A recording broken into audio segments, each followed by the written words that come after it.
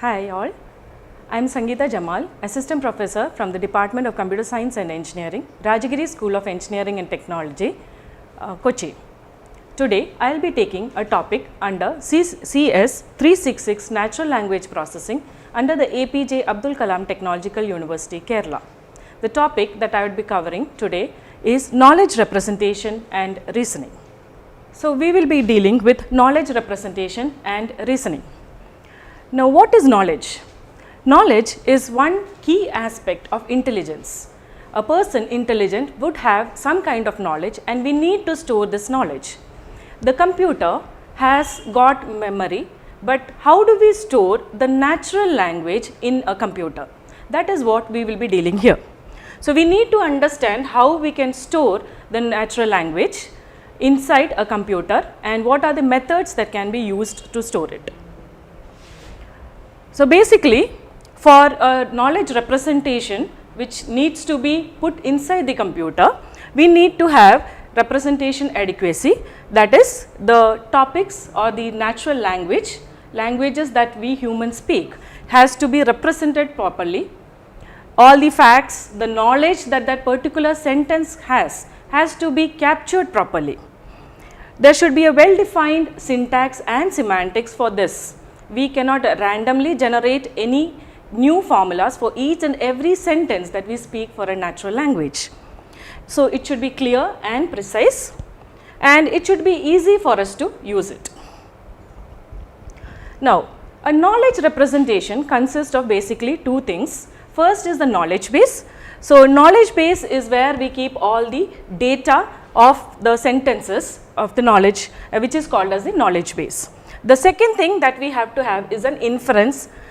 The inference techniques actually take these particular sentences from the knowledge base and derive or come to a conclusion of what these sentences or facts which were given in the knowledge base is actually about.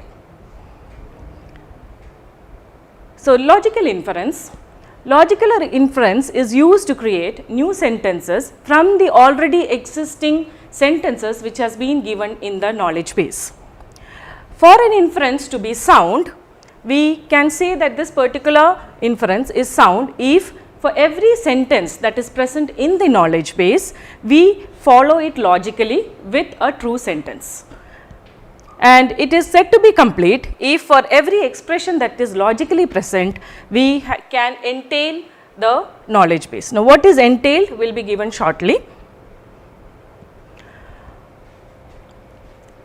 For a knowledge representation, we cannot randomly give any particular sentence in the knowledge base. A sentence which is given in the knowledge base should be a valid sentence. A valid sentence is something that is true under a particular condition. Now, these conditions can be negative or positive. For example, a sentence like it is raining. It is raining or it is not raining. These two are true facts. So, this can be put inside the knowledge base. Sentences which contradict cannot be considered as a true sentence, and so we might have some kind of a contradictions later on in the knowledge bases. So, we cannot put these as true sentences. For example, we cannot have a condition where we say that it is raining today and it is not raining today. So, both contradict each other, either one of them should be true. So, this sentence it's raining or it's not raining is true, but whereas if the sentence is it's raining and it's not raining is false. So, it gives us a contradiction. Now, what exactly is entailment? When we say that P entails Q, P can be a particular criteria of the sentence which entails Q. We say that this is how an entailment is written. We can say that if P is true, then Q automatically will be true. So, whatever models we apply for P will also be applicable for Q. Now, to understand the natural language requirements, we have many inference techniques. The first one is deductive forms and the other one is non-deductive form. Now, deductive form is a method where a logical notion of entailment is present. That means that if you are given a set of facts, based on these facts we come to a conclusion. For example, consider I am a lecturer who is going to take a class at 10 o'clock in the morning tomorrow. and it takes me around 1 hour to reach from my house to the college. So I can deduce from that I have to start by 9 o'clock to reach my college at 10 o'clock to take the class. So that is called as the deductive form. The next one is non-deductive forms. There are many different types of non-deductive forms. The first one is inductive inference. Inductive inferences are learning generalities from examples. That is, from the surrounding we come to a conclusion. It might be true, it might not be true. That is why it is called as non-deductive. So for example, you go to a coffee shop and you need to order something, you are new to that area. So what we usually do is we see the surrounding, what are the people eating, how the kind of food they are eating. You see that there are a lot of people who have taken sandwiches. So it is a natural tendency that you consider that sandwiches are something that is fast moving in this restaurant, and so you can buy it. So you can order it. That is inductive inference.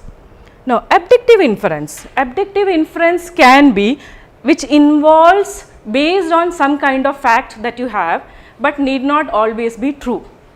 For example, a judge asking a person, a defendant, about some kind of situation that he has been brought up to this particular situation. So he might be asked like whether were you present at the crime site or anything like that. Now the defendant might actually be a person who has come first time to a court. He might be scared, he is not actually a criminal, but the way he speaks, the judge can assume that this person is a criminal because he is not actually answering the question that was asked to him. Now in this case, the judge has assumed based on the circumstances that he has got it, based on the evidences that he has got. So that is called as abductive inference. Now abductive inference need not be always true in each case. Now there are something else called as the default rule. Now an inference which can have exceptions. In the case of exceptions, this is also called as defeasible. So a default rule where you might be having exceptions which can cause a contradiction to whatever conclusion you had made earlier. For example, a default inference rule that we have is A implies B. It means that if the condition A is true, then whatever is the result B, if we cannot prove that negation B is true, then it means that B is true. Since we are unable to prove the negative of whatever was the end result, we will contradict it and say that whatever was B is true. So A implies B is given like this. If A is true and negation is not provable, then we can say that B is true.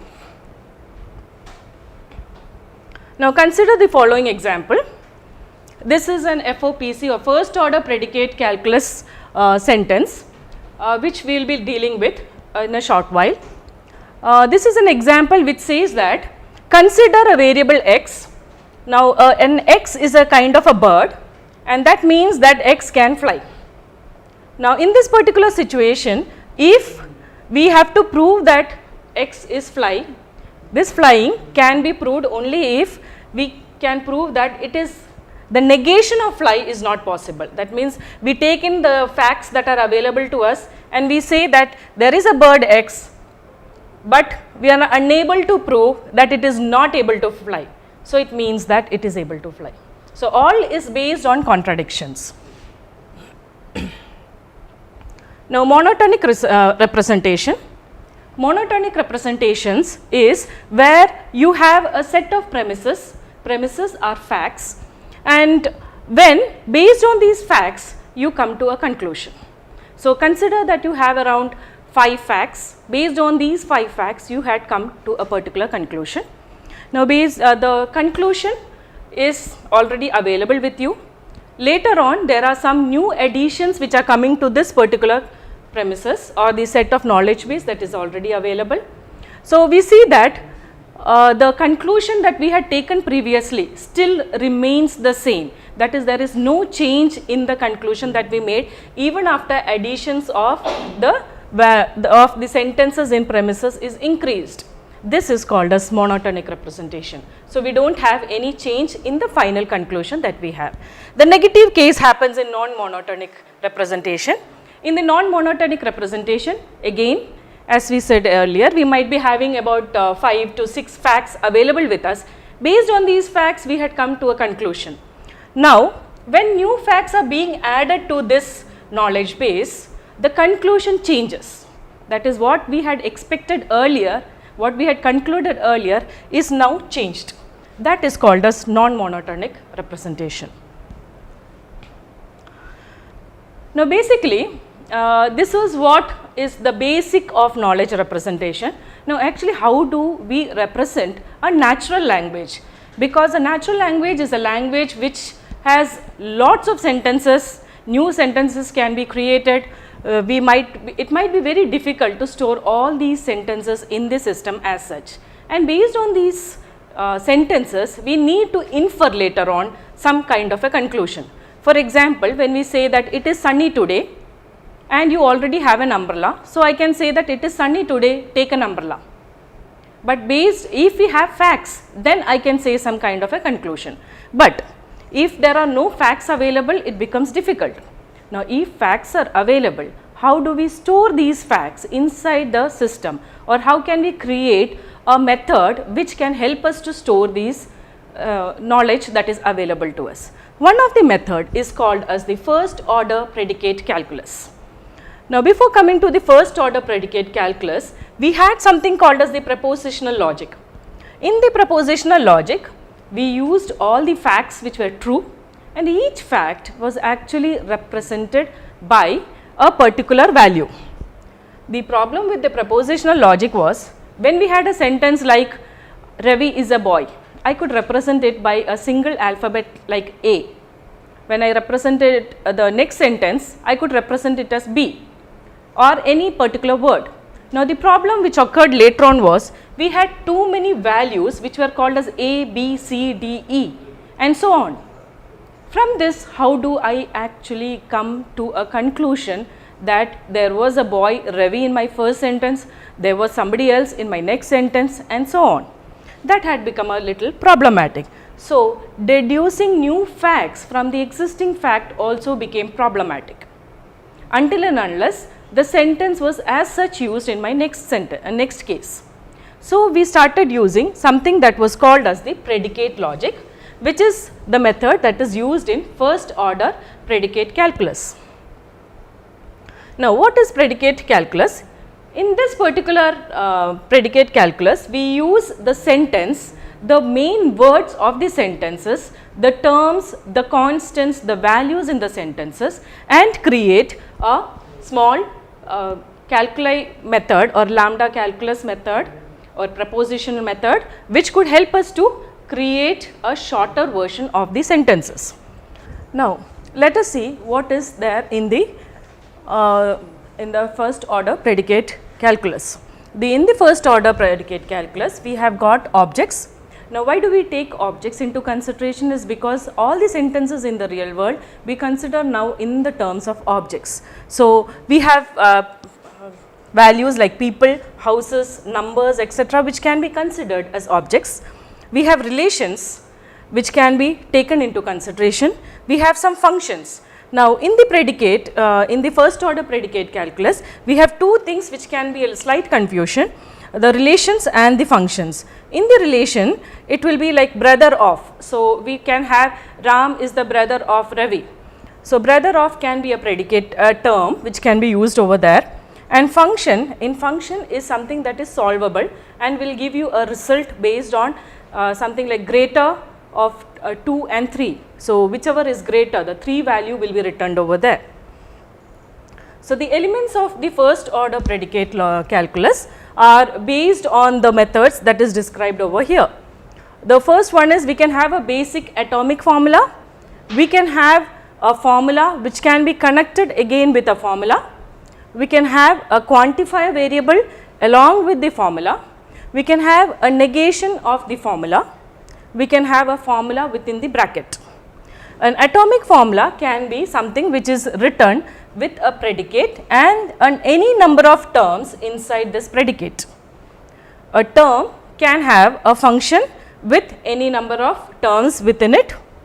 It can be a constant and it can also be a variable. There are some connectives which can be used in an FOPC.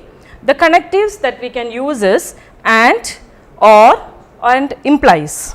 There are some quantifiers which we can use for all and there exist, and some constants like the name of people, the name of any object, variables where we can denote it by x, y, z, etc. Predicates. Predicates are terms which will actually help us understand that particular meaning or relation between the terms, and some functions which I said can actually derive to a particular value. Now, these are some of the examples which I have given here again. So, constants can be a value A, B, Maharani, Harry, etc. Functions can be location of Maharani. So, the location of Maharani can be a value. There can be variables. There can be relations. Relations like Maharani serves vegetarian food.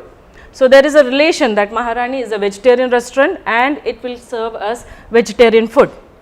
We can have atomic formulas, that is the basic formulas. We can have complex formulas which can be connected together by the connectives and, or implies. Now, how do we actually denote a particular sentence? In a propositional logic, whenever there was a sentence, we just denoted it by either a word or a particular alphabet. But here, we give it a little more meaningful words. So, here there is a sentence which actually says, Ravi likes to eat X. Now, here I have not exactly given what is X, but X can be anything that Ravi likes. So, X can be in future changed to like cakes, ice creams, maybe dosha, any other food that he likes. So, what is actually the word that we write here is actually the predicate. It can be a function or a relation. Ravi is a constant value that I have used here, and X is actually a value which is a variable which can change according to the result that we are getting from a particular scenario. So, Ravi likes to eat chocolate. Now, here I have been given that Ravi likes chocolate. So, instead of X I have given the value chocolate. So, Ravi likes to eat chocolate. Now, if Ravi likes to eat chocolate, he will buy chocolate. So, here I have given Ravi likes to eat chocolate. Okay, so, this is how we read it. We read the first term and then we read the predicate or the functional terms and then the last term. So, Ravi likes to eat X. And here I have changed it to chocolate. So, I can say that Ravi likes to eat chocolate. In this case, it says that if Ravi likes to eat chocolate, then he will buy chocolate. So, Ravi will buy chocolate. Since Ravi has already been denoted here, we can give the value Ravi, though it was written as he in the sentence. Now, all the connectives that we are going to use, here actually use the and or implication sign that we have already studied in the logical operations. So, the same conditions are being followed in this particular scenario. Now, one thing that is more important and which was a problematic problem in the propositional calculus was the use of quantifiers. That is, it does not differentiate between all and for a particular instance. Consider for all mangoes, so all is there. Instead, I can say there exists one particular mango. There is a slight difference between these two. So, in a propositional logic, we could not actually differentiate between these two, but that could be done in an FOPC.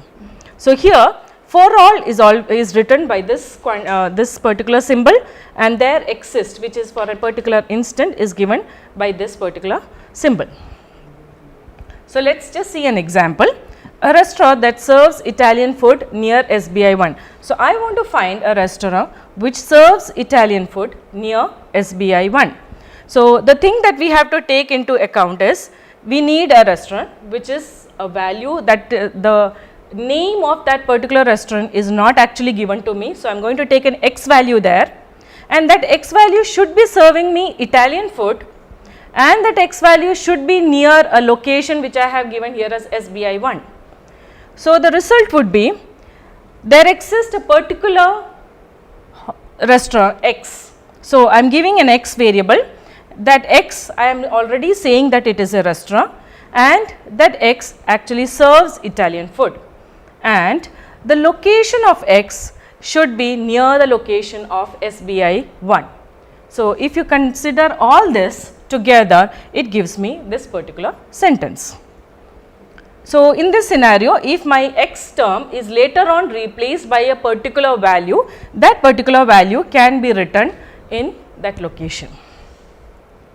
Similarly, this was for a there exist case. Now, let us see an all case. All vegetarian restaurants serve vegetarian food.